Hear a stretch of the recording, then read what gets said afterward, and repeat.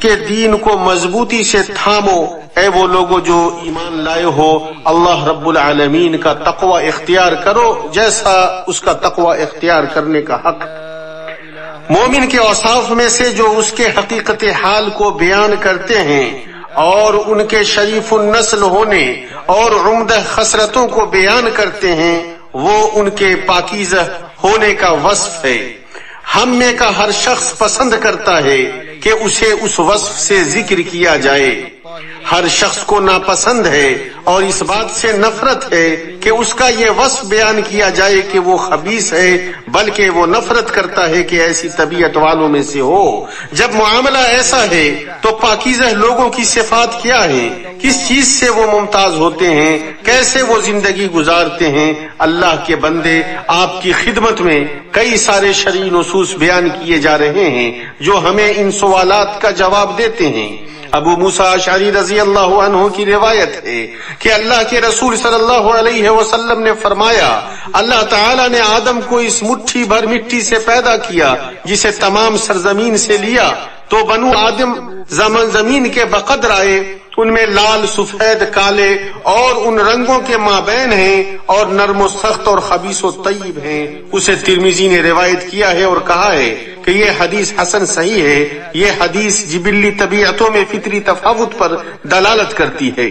مسند امام احمد میں عبداللہ ابن عمر سے روایت ہے، وہ کہتے ہیں کہ اللہ کے رسول صلی اللہ علیہ وسلم نے فرمایا، اس ذات کی قسم جس کے ہاتھ میں محمد کی جان ہے، یقیناً مومن کی مثال اس شہد کی مکھی کی طرح ہے جو پاکیزہ کھاتی ہے، پاکیزہ نکالتی ہے، جہاں بیٹھتی ہے اسے نہ توڑتی ہے اور نہ ہی اسے بگاڑتی ہے۔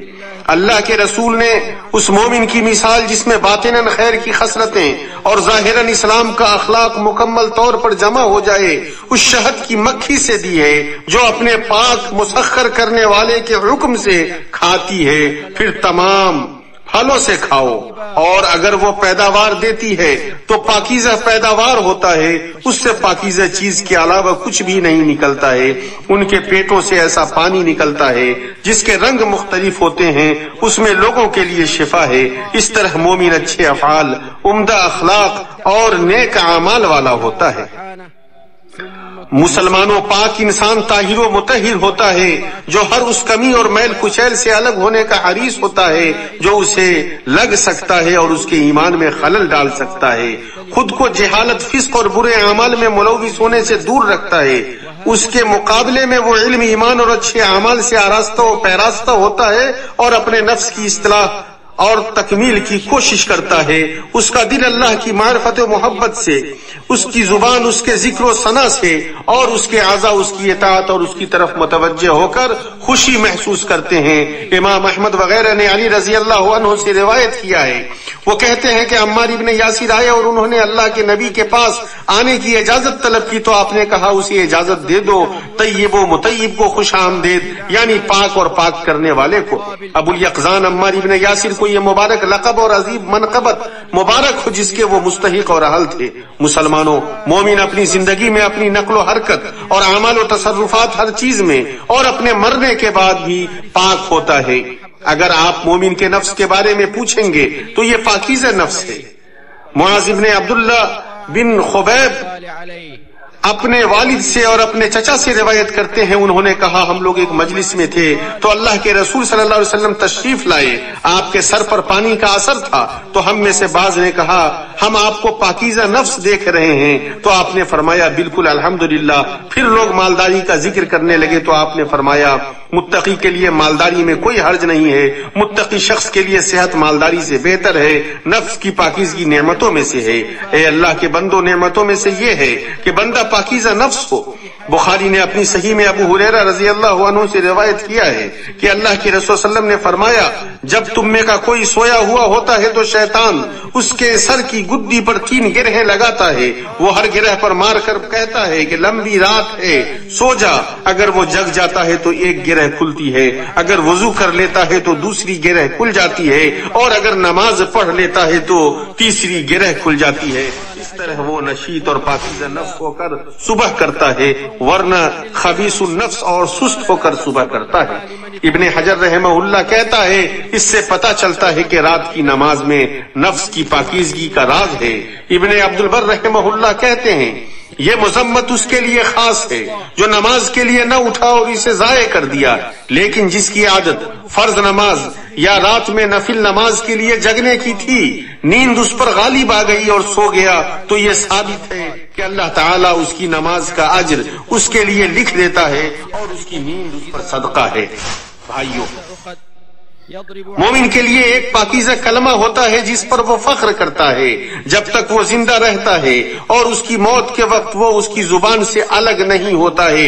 اس کا ذکر اللہ تعالیٰ کے اس قول میں بھی آیا ہے، اللہ نے فرمایا کیا آپ نے نہیں دیکھا کہ اللہ تعالیٰ نے پاکیزہ بات کی مثال کس طرح بیان فرمائی؟ مثل ایک پاکیزہ درخت کے جس کی جڑ مضبوط ہے اور جس کی ٹہنیاں آسمان میں ہیں، جو اپنے پروردگار کے حکم سے ہر وقت اپنا پھل لاتا ہے، اور اللہ تعالیٰ لوگوں کے سامنے مثال بیان فرماتا ہے تاکہ وہ نصیحت حاصل کریں۔ اس آیت کے معنی کی وضاحت اس قول سے ہوتی ہے جسے طبرانی نے ابن عباس رضی اللہ عنہ سے روایت کیا ہے کہ اللہ کے قول کلمہ طیبہ سے مراد لا الہ الا اللہ کی گواہی دینا ہے، کا شجرۃ طیبہ سے مراد مومن ہے۔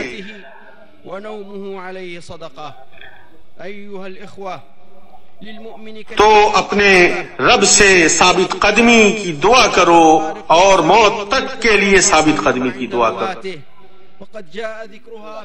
اللہ تعالیٰ نے فرمایا ان کو پاکیزہ بات کی رہنمائی کر دی گئی اور قابل صد تعریف راہ کی ہدایت کی گئی۔ اللہ تعالیٰ نے مومن کو پاکیزہ بات کی ہدایت عطا فرمائی جس میں سب سے افضل و پاکیزہ ترین کلمہ اخلاص ہے، پھر وہ تمام پاکیزہ باتیں ہیں جن میں اللہ کا ذکر ہے یا اللہ کے بندوں کے ساتھ تمام تر ستھرے کلمات اسی کی طرف چڑھتے ہیں اور نیک عمل ان کو بلند کرتا ہے۔ اچھی باتیں جیسے قرات، تسبیح، تحمید، تحلیل اور ہر اچھی بات اللہ کے پاس پہنچتی ہے اور اس کے سامنے پیش کی جاتی ہے، اور ملأ اعلیٰ کے مابین اس کے کہنے والے کی تعریف کرتا ہے۔ اس طرح مومن جس چیز کا حریص ہوتا ہے ان میں سلام کا پھیلانا ہے، اس لیے کہ وہ اللہ کی جانب سے نازل شدہ مبارک سلام ہے۔ اسے پاکیزہ اس لیے کہا گیا ہے کیونکہ وہ پاکیزہ کلام میں سے ہے جو اللہ کے نزدیک محبوب ہے، جس میں زندگی کے لیے نفس کی پاکیزگی اور محبت و مودت۔ اللہ کے بندو، پاکیزہ مرد اور پاکیزہ عورتیں اپنے جیسوں کے اور ان چیزوں کے حریص ہوتے ہیں جو ان کے افعال کے موافق ہوں۔ اللہ تعالیٰ نے فرمایا پاک عورتیں پاک مردوں کے لائق ہیں اور پاک مرد پاک عورتوں کے لائق۔ تو مرد و عورتوں کلمات اور افعال میں سے ہر پاکیزہ چیز پاکیزہ کے لیے مناسب ہے، اس کے مطابق ہے، اس سے ہم آہنگ جڑی ہوئی اور ہم مثل ہے۔ اللہ تعالیٰ کے قول والطیبات للطیبین میں اس بات کی تنبیہ ہے کہ پاکیزہ اعمال پاکیزہ لوگوں کی طرف سے ہوتے ہیں۔ تو اللہ کے بندو پاکیزہ اعمال پر مداومت برتو، پاکیزہ کو خبیث سے نہ بدلو، برے اعمال کو اختیار نہ کرو، نیک اعمال کو نہ چھوڑو۔ کلام میں پاکیزہ وہ ہیں جو ان میں افضل و زیادہ عمدہ ہیں۔ نبی مصطفیٰ صلی اللہ علیہ وسلم کی وصیت پر عمل کرو، کھانا کھلاؤ اور پاکیزہ بات کرو۔ اسے طبرانی نے علی رضی اللہ عنہ سے روایت کیا ہے، صادق و مصدوق صلی اللہ علیہ وسلم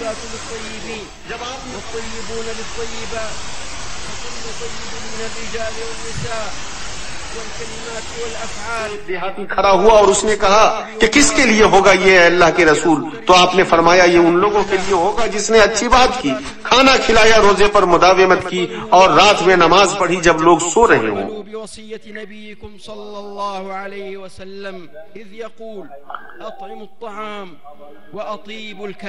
اللہ کے رسول صلی اللہ علیہ وسلم نے فرمایا کہ اللہ تعالیٰ پاک ہے، پاک ہی کو پسند فرماتا ہے،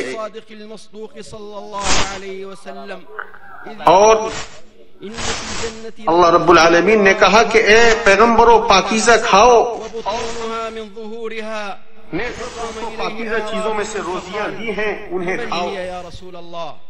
قال هي لمن أطاب الكلام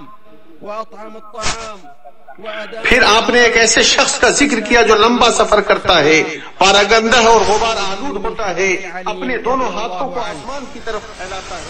ويحرص المؤمن أن يكون كسبه طيبا. روى مسلم في صحيحه عن أبي هريرة رضي الله عنه قال قال رسول الله صلى الله عليه وسلم أيها الناس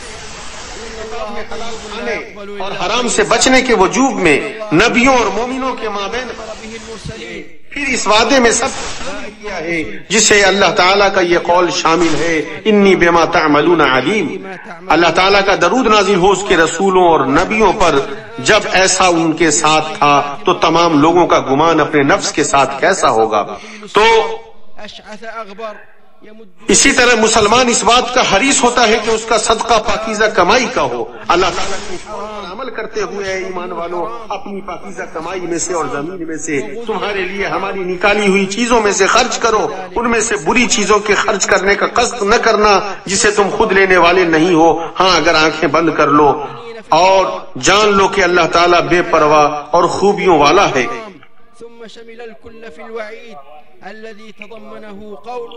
ابو ہریرہ رضی اللہ عنہ کی روایت ہے کہ اللہ کے رسول صلی اللہ علیہ وسلم نے فرمایا، کسی بھی شخص نے کوئی پاکیزہ چیز صدقہ نہیں کی اور اللہ تعالیٰ پاکیزہ چیز کے علاوہ قبول نہیں کرتا ہے مگر اللہ تعالیٰ اسے دائیں ہاتھ سے لیتا ہے، گرچہ کھجور ہی کیوں نہ ہو، پھر وہ رحمان کی ہتھیلی میں بڑھتا رہتا ہے یہاں تک کہ پہاڑ سے بھی زیادہ بڑا ہو جاتا ہے، جس طرح تم میں کا کوئی اونٹ یا گھوڑے کے بچے کو پالتا ہے۔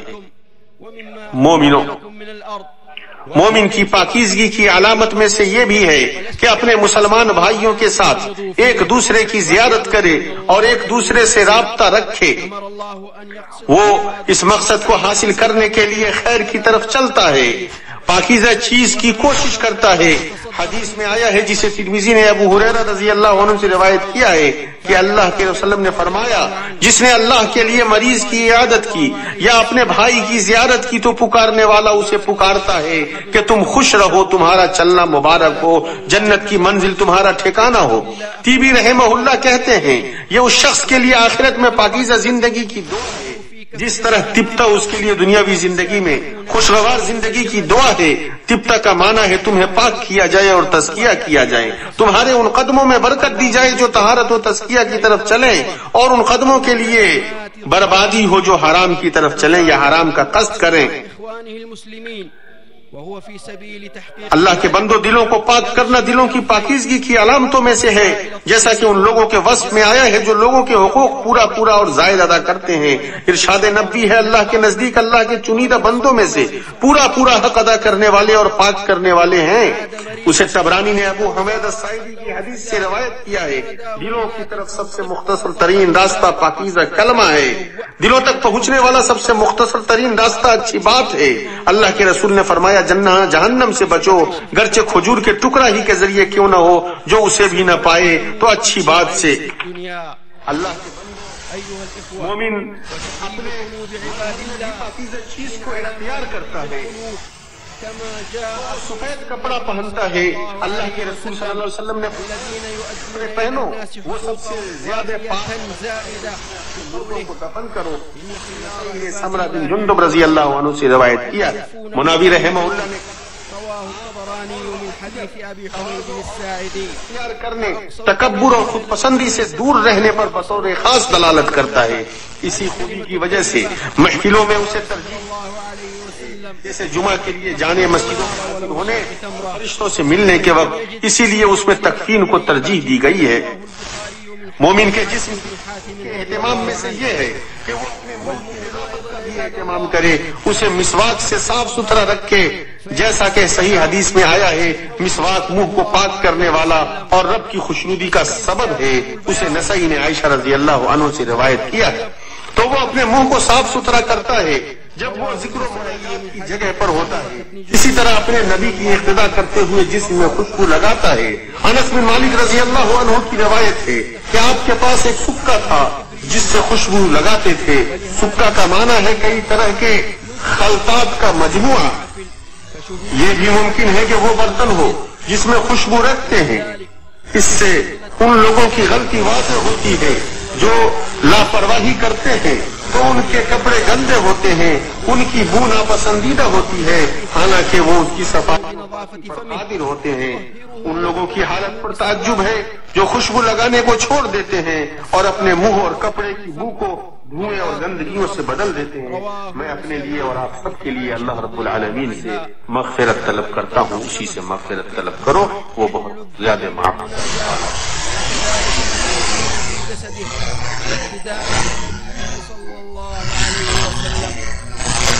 مالك رضي الله عنه قال قال رسول الله سكة ومعنى السكة ہر طرح کی تعریف اللہ تعالیٰ کے لیے ہے جو سارے کی خوشنودی کے مطابق عمل کیا، اس کے لیے بنائی ہے۔ سلام متقیوں اور پاکیزہ لوگوں کے امام اور تمام مخلوق میں سب سے معزز ان کے بندہ اور چیز انسان پر میں گواہی دیتا ہوں کہ اللہ کے علاوہ کوئی معبود نہیں، وہ اکیلا ہے، اس کا کوئی شریک نہیں، اور میں گواہی دیتا ہوں کہ محمد ان کے بندہ و رسول ہے۔ اما بعد، مومن اس دنیا میں اطمینان سکون نفس اور انشراح صدر کی بنیاد پر خوش و خرم اور مستحکم زندگی گزارتا ہے، وہ پاکیزہ زندگی جیتا ہے۔ یہی وہ چیز ہے جس کا وعدہ اللہ تعالیٰ نے اپنے مومن بندوں سے اپنی کھلی کتاب میں کیا ہے۔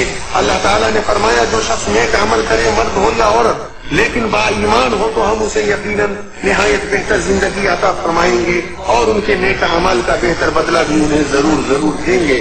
اس دنیا میں خوشگوار زندگی گزارنے کے بعد اس کی اچھی طرح روح قبض کی جاتی ہے اور پاکیزہ موت ہوتی ہے۔ اللہ تعالیٰ نے فرمایا وہ جن کی جانیں فرشتے اس حال میں قبض کرتے ہیں کہ وہ پاک صاف ہو، کہتے ہیں کہ تمہارے لیے سلامتی ہی سلامتی ہے، جاؤ جنت میں اپنے ان اعمال کے بدلے جو تم کرتے تھے۔ وہ شرک سے پاک صاف ہوتے ہیں، نیک ہوتے ہیں، ان کے افعال و اقوال پاکیزہ ہوتے ہیں، ان کی وفات خوشگوار اور آسان ہوتی ہے، دقت پریشانی اور تکلیف سے نہیں ہوتی ہے، درد اور موت کے عذاب سے محفوظ ہوتا ہے۔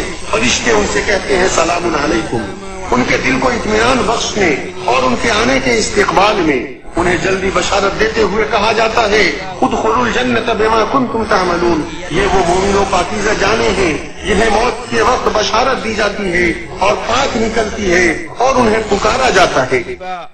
ابن ماجہ نے ابو ہریرہ رضی اللہ عنہ سے روایت کیا ہے کہ اللہ کے رسول صلی اللہ علیہ وسلم نے فرمایا میت کے پاس فرشتے آتے ہیں، جب انسان نیک ہوتا ہے تو وہ کہتے ہیں اے پاکیزہ نفس، جو پاک جسم میں تھا نکل جا، تو قابل تعریف بن کر نکل جا، تمہیں راحت و نعمت کی خوشخبری ہے، تیرا رب غصہ نہیں ہے۔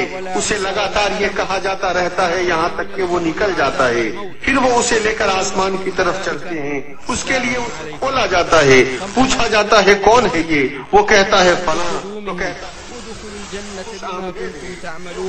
جسم میں تھا تم قابل تعریف داخل ہو جا، تجھے راحت و نعمت کی خوشخبری ہے، تیرا رب لگاتار یہ کہا جاتا ہے کہ وہ اسے لے کر آسمان پر پہنچ جاتا ہے جہاں اللہ تبارک و تعالی ہے۔ اچھا خاتمہ اور پاکیزہ کتنا اچھا ہے، ہم اللہ تعالی سے اس کا فضل مانگتے ہیں۔ پھر قیامت کے دن اور جنت کے دروازوں پر ان سے کہا جاتا ہے، ان سے کہیں گے تم پر سلام ہو، تم خوشحال رہو، تم اس میں ہمیشہ کے لیے چلے جاؤ۔ وہ ہمیشگی کی ایسی نعمت پائیں گے جو ختم نہیں ہوگی۔ اللہ نے فرمایا جو لوگ ایمان لائے اور جنہوں نے نیک کام بھی کیے ان کے لیے توبہ ہے اور بہترین ٹھکانہ ہے۔ توبہ یا تو جنت میں ایک درخت کا نام ہے یا اس میں جنت میں ہر اچھی چیز کا اشارہ ہے، جیسے نہ فنا ہونے والا بقا، نہ زائل ہونے والی عزت اور بغیر فقر والی مالداری۔ اللہ اکبر، رب کعبہ کی قسم، وہ کامیاب ہو گئے، ان کے لیے رب کریم کے پاس بے پناہ نعمتیں ہیں۔ اللہ تعالیٰ نے فرمایا ان ایماندار مردوں اور عورتوں سے اللہ نے ان جنتوں کا وعدہ فرمایا ہے جن کے نیچے نہریں لہریں لے رہی ہیں، جہاں وہ ہمیشہ ہمیشہ رہنے والے ہیں، اور ان صاف ستھرے پاکیزہ محلات کا جو ان ہمیشگی والی جنتوں میں ہے۔ اور اللہ کی رضامندی سب سے بڑی چیز ہے، یہی زبردست کامیابی ہے۔ اللہ تعالیٰ کے قول و مساکین طیبہ میں غور کرو، اس کا منظر خوشگوار ہوگا، اس کی منزل اور وہاں آرام کرنا بہتر ہوگا، وہ ایسی اعلیٰ رہائش کے آلات کو جمع کیے ہوگا جس سے زیادہ تمنا کرنے والے تمنا نہیں کریں گے۔ بھائیوں، ان پاک باز و نیکوکار اور چیدے لوگوں میں سر فہرست ان کے امام و قدوہ اور سردار، ساری مخلوق میں سب سے معزز خاتم الانبیاء والمرسلین، میرے ماں باپ آپ پر قربان جائیں، محمد صلی اللہ علیہ وسلم ہے۔ جب آپ کا انتقال ہوا تو ابو بکر آئے، چہرے مبارک سے چادر ہٹائی اور یہ کہتے ہوئے بوسہ دیا، میرے ماں باپ آپ پر قربان ہوں، آپ زندگی میں اور مرنے کے بعد خوش رہے۔ اس ذات کی قسم جس کے قبضے قدرت میں میری جان ہے، اللہ تعالیٰ آپ کو کبھی دو موت نہیں دے گا۔ اسے بخاری نے عائشہ رضی اللہ عنہا سے روایت کیا ہے، علی رضی اللہ عنہ کی روایت ہے کہ جب انہوں نے نبی صلی اللہ علیہ وسلم کو غسل دیا تو وہ ان میں ان چیزوں کو تلاشا جو میت میں تلاشتے ہیں تو انہیں نہیں پایا۔ پھر کہا، اے ابو طیب، آپ زندگی میں پاک رہے اور مرنے کے بعد بھی پاک رہے۔ اسے ابن ماجہ نے روایت کیا ہے۔ وہ ابو القاسم اور ابو عبداللہ پاک و نیک ہیں، جو پاک نفس، پاک زبان، پاکیزہ اعمال اور اچھی خصلتوں والے تھے۔ آپ کی پاکیزہ و مبارک روح ایسی پاکیزہ زندگی گزارنے کے بعد پرواز کی جسے صرف اللہ کے مومن اولیاء ہی پا سکتے ہیں، تو ان کی اقتداء کرو، ان کی سنت پر عمل کرو، ان کی شریعت کو مضبوطی سے تھامو اور پاک اور پاکیزہ بن کر زندگی گزارو تاکہ تم کامیاب ہو جاؤ۔ اللہ رب العالمین نے اپنے نبی کریم پر درود و سلام بھیجنے کا حکم دیا ہے، تو تم لوگ بھی درود و سلام بھیجو۔ اللہ تعالیٰ اور اس کے فرشتے رسول پر درود بھیجتے ہیں، اے لوگو تم بھی ان پر درود بھیجو اور خوب سلامتی بھیجتے رہا کرو۔ اے اللہ، درود و سلام نازل ہو محمد الرسول اللہ صلی اللہ علیہ وسلم پر، جیسا کہ تو نے درود و سلام نازل فرمایا ابراہیم اور آل ابراہیم علیہ السلام پر۔ تو بہت زیادہ قابل تعریف ہے۔ اے اللہ، تو اسلام اور مسلمانوں کو غلبہ عطا فرما۔ اے اللہ، تو اپنے اسلام اور اپنی کتاب کو غلبہ عطا فرما۔ اے اللہ، دنیا کے ہر مکان اور ہر مقام میں مسلمانوں کی حفاظت فرما۔ اے اللہ، ہمیں گھروں میں اور ملکوں میں حفاظت کے ساتھ رکھ، اور ہماری سربراہی انہیں عطا فرما جو تجھ سے ڈرے اے رب العالمین۔ اے اللہ، ہمارے سربراہان مملکت کو ان چیزوں کی توفیق عطا فرما جنہیں تو پسند فرماتا اور راضی ہوتا ہے۔ اے اللہ، تو اپنے راستے میں لڑنے والے مجاہدین کی حفاظت فرما اور انہیں کامیابی عطا فرما، ان کے قدموں کو جما دے، ان کے دشمنوں کو شکست عطا فرما۔ اے اللہ، مسجد اقصی کی حفاظت فرما اور ظالموں کو کراری شکست دے۔ اے اللہ، اسلام اور مسلمانوں کے دین کی حفاظت فرما، اور جو اس کے خلاف سازش کریں اس کی سازش کو انہی پر لوٹا دے اے قوی و عزیز۔ اے اللہ، ہر جگہ ہمارے مسلمان بھائیوں، فلسطین، سوریہ، عراق، بورما اور ہر جگہ ہمارے مسلمان بھائیوں کی حفاظت فرما، ان کے حالات کی اصلاح فرما دے اے قوی و عزیز۔ اے اللہ، ہم تم سے پاکیزہ چیزیں مانگتے ہیں، اے ہم تم سے خوش و خرم اور خوشحالی والی زندگی مانگتے ہیں اور فتنوں سے پناہ مانگتے ہیں، اور ہماری آخری دعا یہی ہے کہ ہر طرح کی تعریف اللہ رب العالمین کے لیے۔